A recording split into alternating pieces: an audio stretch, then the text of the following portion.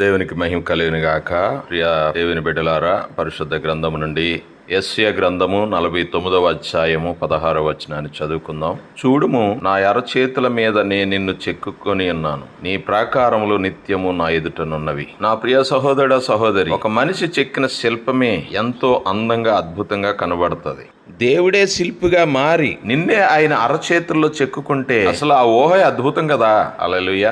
దేవుని చేతిలో చెక్కుకున్న వాటిని ఎవరు చెరపగలరు? రాసుకుంటే చెరిగిపోతుంది. బహుశా ఇనుప గంటముతో తన చేతులలో చెక్కుకున్నారేమో. మరి చెక్కుతున్నప్పుడు కలిగే బాధ, నొప్పి ఎంత ఉంటుందో ఆలోచన చేయండి. అయినా సరే నీ ఒక అందమైన రూపం వచ్చినప్పుడు ఆయనకి ఎంతో ఆనందం కలుగుతుంది.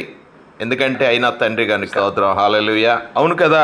కల్వరి శిల్వలో నీ కొరకు ఆయన చేతుల్లో దిగబడిన 6 అంగుళాల మేకుల బాధతో పోలిస్తే ఆయన చేతుల్లో చెక్కుకునే బాధ ఎంతండి? నీ పట్ల ఆయన ప్రణాళిక ఎంత శ్రేష్టమైనది, దేవుని కాపుదల ఎంత అద్భుతమైనది, నీ పట్ల ఆయన కలిగి ఉన్న శ్రద్ధ ఎంత గొప్పది.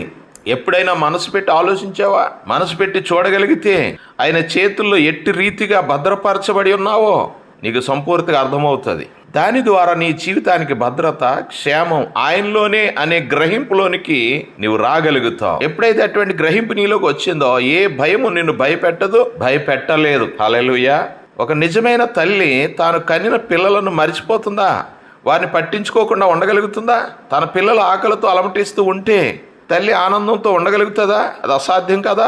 కొంతమంది తల్లిలోకి అలా ఉండవచ్చేమో గాని నిన్ను ఆయన అరచేతుల్లో చెక్కుకున్న నీ దేవుడు నిన్ను మరిచిపోయేవాడు కాదు. హల్లెలూయా. యెషయా గ్రంథం 49వ అధ్యాయం 15వ వచనంలో, స్త్రీ తన గర్భమున పుట్టిన బిడ్డను కరుణింపకుండా తన చంటి పిల్లను మరచిన వారైనా మరచుదురు గాని నేను నిన్ను మరువను. స్తోత్రం. హల్లెలూయా. నీకు అర్థం కావాల్సిందల్లా ఒక్కటే, ఆయన నీ పట్ల ఎంత ప్రేమ కలిగి ఉన్నారో అర్థం అయితే చాలు. ఆయన చేతులు ఎట్టి రీతిగా భద్రపరచబడి ఉన్నావో నీకు అర్థమవుతే చాలు. దాని ద్వారా నీ జీవితానికి భద్రత, క్షేమం ఆయనలోనే ఉన్నాయని గ్రహింపు నీకు సంపూర్తిగా వస్తుంది.